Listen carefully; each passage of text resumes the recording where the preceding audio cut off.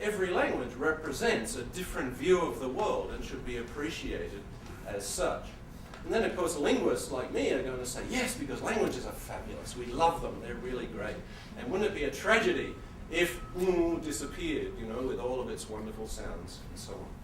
So I think there are lots and lots of arguments about why we should be caring about this, and we need to place these against a very common opinion, particularly from people who speak just one language, that this is not important. Is it a hopeless situation then? I've said to you, given you kind of the bad news, languages are disappearing. Around the world they are under threat. Is it entirely hopeless? Is there nothing that can be done? Well, there is some evidence that language shift can be reversed. Welsh today has more children speaking it than it has had for 100 years. Okay? Welsh in the United Kingdom. As a result of grassroots activity combined with government support, teaching in schools and support for cultural activities, there are really through immersion bilingual education programs, there are now children who speak Welsh whose parents don't, or whose parents are semi-speakers, maybe understand but don't speak it fluently.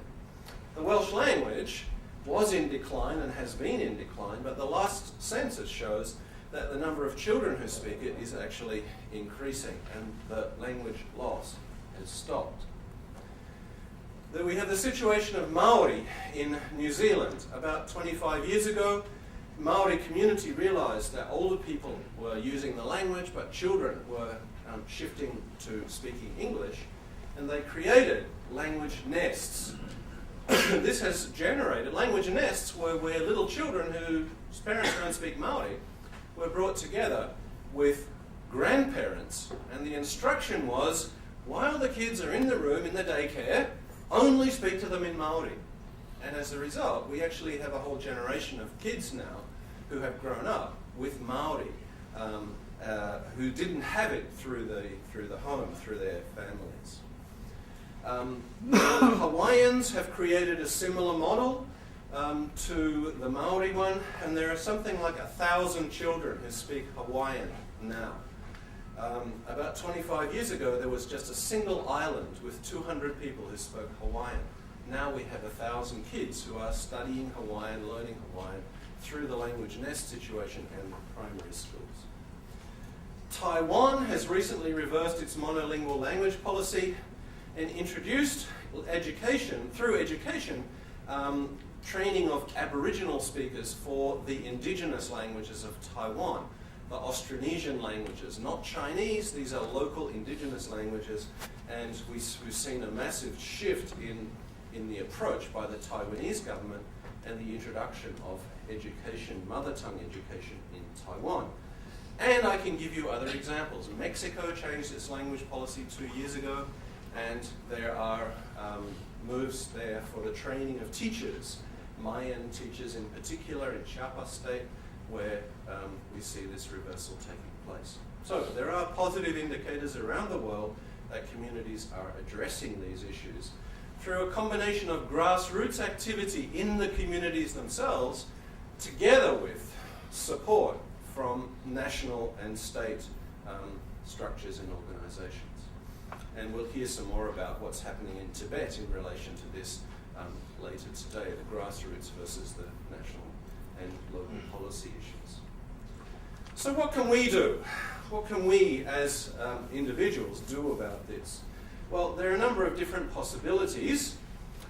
People who are interested in language or linguistics or policy can work on documentation, protection, and support for endangered languages, working with communities, understanding patterns of language use, and providing reliable and comprehensible information. Very frequently in communities, people don't understand what's actually going on. They will say things like, as the Navajos did a generation ago, Navajo's fine. We speak it at home. Okay, it's okay. The kids will continue to learn it. And then you point out to them, actually, once they're out there playing with their brothers and sisters, they're speaking English to one another.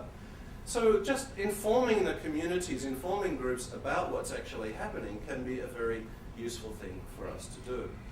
In terms of language documentation, we can collect linguistic, social and cultural data, producing corpuses of audio, video and text materials. Provide information about the social and political environment for communities and to archive these for future use.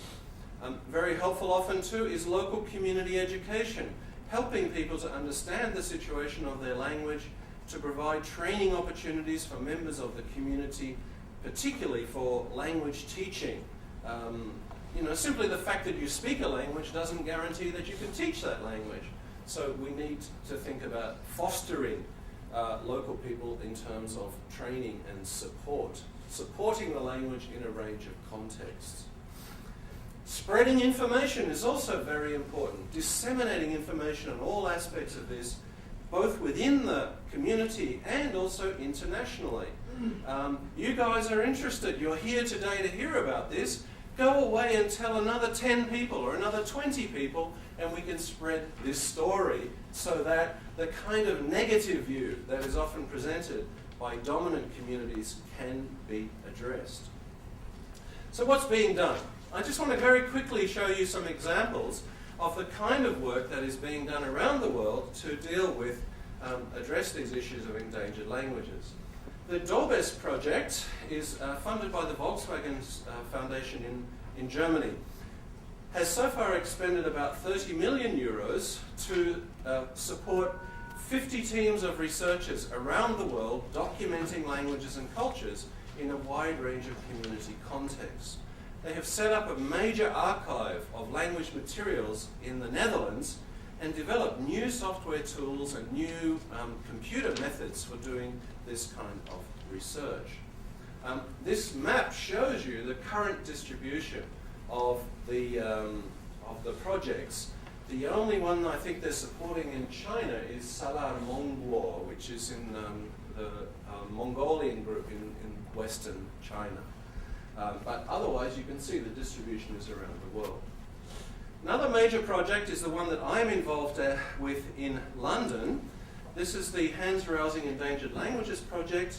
If you're interested, there is a flyer out the front. Please take a copy of this. It gives you an idea of some of the work that we're doing.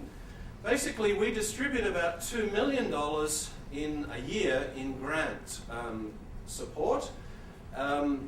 We are currently supporting 150 teams of researchers, nothing like the 1,000 that you quoted before. Our project's been going for 5 years, and we're currently supporting 150 teams. We have a major digital archive at SOAS. We have currently 4 terabytes of data that has been coming in from the teams. That's 4,000 gigabytes of material, and the amount is increasing very rapidly. I run an academic program at SOAS, training masters, PhD and postdoctoral researchers, and we regularly run workshops and conferences and publish some books. So there are some sample copies of the books that we produce out there, and we have a very active website which I would encourage you to have a look at. And these are the projects, 150 dots on there. There are some projects that are operating in China in a number of languages, in Wutunhua, for example. Walunge is a Tibetan language spoken in Nepal. Kurturp is a Tibetan language spoken in Bhutan, which we are supporting research on. So there is activity happening in minority languages in the part of the world that many of you are interested in. If you want more details, there's a flyer.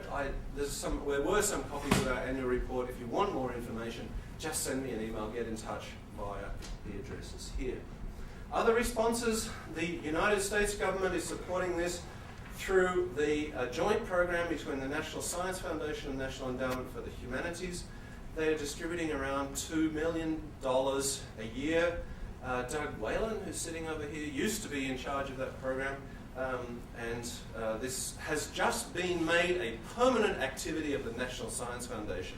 So that money will continue in perpetuity as long as the US government continues to support the NSF. And that's available. If anyone here wants to do research on endangered languages, you can apply for that funding.